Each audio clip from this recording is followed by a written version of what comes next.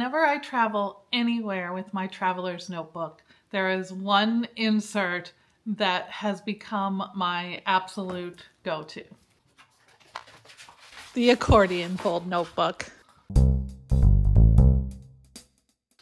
I love this particular insert for travel because, one, it is continuous. You can just draw and draw on this thing and you have complete control over the size of what you're doing. You can extend across multiple pages. You can paste in ephemera that's bigger than a traveler's notebook page. It's lightweight. This thing weighs about half as much as a regular notebook insert. And they're not that expensive. It costs between $6 and $8 depending on where you're ordering your insert from, to give you a souvenir of your voyage that you can keep forever. Today I want to show you how I used my accordion fold notebook on my latest trip. So I'm going to unfold this thing and we will look at it together, and I will show you how each drawing corresponds to a real life moment. I hope you enjoy seeing inside, and I hope this gives you some inspiration for how to use an accordion notebook in your own travels. This particular notebook is the one that I used for my recent trip to Colorado and Utah. It is a special edition accordion fold notebooks. The normal ones would have a white cover and white back, and so this has the craft with the embossing on it. I started with a map. I drew out a map of the Western United States along with the dates that I was going to be in different places. And then we start the fun part. My first stop was in Utah, and I started with day one and my drive and stop at the hotel.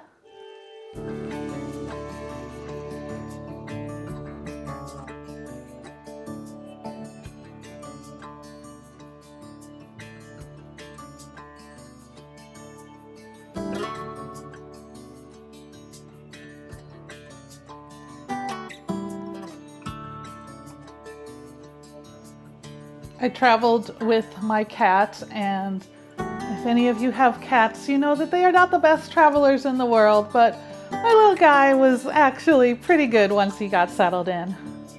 From the first morning in St. George, I then drove the second leg of my trip to see my brother and sister-in-law in Alpine, Utah. If you watched my earlier videos from Utah, you'll see that we did a lot of horseback riding while I was there. They have several horses that they keep in a barn in their backyard. I also found a local coffee shop in Utah, and I painted a mural on my bedroom wall there. Oh, and I had to document this Cholula cremosa sauce because, oh my God, it was so good. And I do not want to forget to seek it out here in Los Angeles. This section here covers about 10 days in Utah, and I did most of this after I left Utah. This part was mostly drawn in the Denver phase of my trip.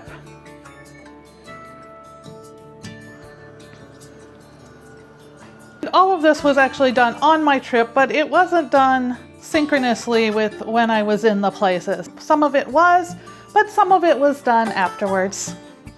I do a lot of drawing and sketching, as you will see from video stills and photographs that I've taken. The next section on this side of the accordion was my drive from Utah to Colorado. The first thing that I did on my way out of town was to grab a dirty soda. I had a friend telling me that this was an absolute must, part of Utah culture. And so I did that, and that was my caffeine for the first leg of my journey. The drive from Utah to Colorado is gorgeous. There's something just really amazing about being on those roads in the American West. There's lots of wide open highway surrounded by just gorgeous scenery, mountains and buttes, red rocks and forests. It's really an amazing drive to take, and I feel really privileged to have done it multiple times in my life. The welcome sign when you arrive at Colorado is an absolute classic, and so I did stop and get out of the car to take a picture with that. And then, because I took that drive over 2 days, I got to stop in one of my favorite places in the world, Glenwood Springs. I wrote here that I got to spend 3 glorious hours at Iron Mountain Hot Springs, and I cannot tell you how much that understate just the beauty and relaxation of that place. I stop there every single chance I get, and I was glad to capture it inside this notebook this time. From here, we move on to the other side of the accordion. Instead of pulling the notebook out this way, we're going to flip it open, and we come to the Denver section. Took a lot of side quests during my trip to Denver, one of which was to Breckenridge to see the giant troll there.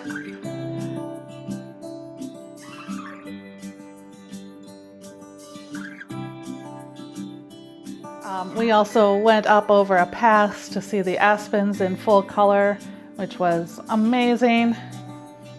I stayed in the most fun, beautiful painted Airbnb.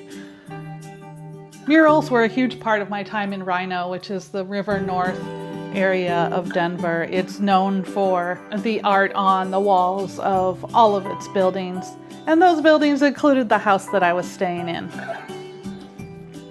I did spend one evening in Fort Collins, where I got to see the album debut of a band consisting of many of my son's friends. I can't say that this is the most wonderful or accurate drawing ever made of them, but I had such a good time seeing him in his element and seeing some kids that I have known since they were quite young, just really finding themselves and expressing themselves in the world. Wherever I go, I love coffee shops, and so I did a whole spread with coffee shops. This is a sticker that I got from the one I went to most often. You can hear about that coffee shop in my coffee shop series. The video that I posted last week is all about Improper City and some of the musings I went through about Denver while I was there. This coffee shop is called Crema. That was also very close to me. Metropolis Coffee, another very close coffee shop, and Coffee Sarap, which was a Filipino coffee shop. Amazing. Blue Sparrow, also a really unique space that had an outdoor yard and rooftop patio where people gathered to co-work. And there's the outside of my favorite, Improper City, along with one morning spent with my notebook in my hangout from my previous trip to Denver, a coffee shop called 2914. Down in this open space at the bottom here, I documented a beautiful side trip I took with my in-laws to the Paint Mines, which is an interpretive park in southern Colorado. Seeing this in person really makes you appreciate just the mysteries of nature and what can be uncovered in the most unexpected of places. And finally, I left this final page for a trip I took with one of my best friends to Boulder on almost the last day that I was in town. We decided to go see a play together, and that play was called The Thin Place. It was the perfect play for the Halloween season, all about the idea of seeing ghosts and communicating with those who have passed.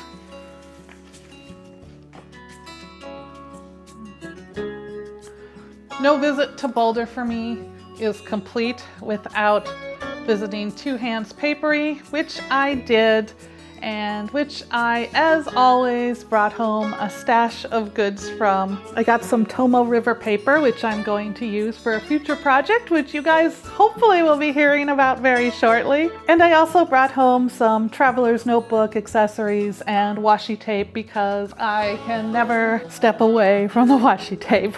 So these notebooks are listed as having 13 pages. 1, 2, 3, 4, 5, 6. So there are 6 on each side, plus 1 extra, which is attached to the cover on the front side. I think that's just right for a 1-week trip. The magic of these notebooks for me is that I've been able to use them for everything from a long weekend trip to a few weeks to, in this case, a trip that lasted 6 weeks. Even if I found I wanted to record a little bit more, though, they are so light and so easy to throw in your bag that I could have, if I wanted, had a couple of different accordion notebooks, maybe one for the Utah segment and one for the Colorado segment. This is the third of my accordion-fold traveler's notebooks. I did one for a trip to New York City, a second for a few weeks I spent driving up and down the East Coast, and then this third one for Utah and Colorado. I plan to store them together in a binder, especially made for traveler's notebooks, that uses these wires to hold the books in place. Each binder has 6 wires in it, so we'll hold 6 of the accordion notebooks, which I think will be a great number to maybe store a year or two's worth of trips in one binder. I really love this concept of using the accordion notebooks and carrying them inside my traveler's notebook cover, because even though I do use my notebook in my day-to-day life, taking it on the road always feels like the way it was really meant to be used. After all, it is called a traveler's notebook. Let me know how and if you document your travels, and if you use accordion notebooks for anything different. And until next time, I'm wishing you love and joy and all those good things, and I can't wait to talk to you again.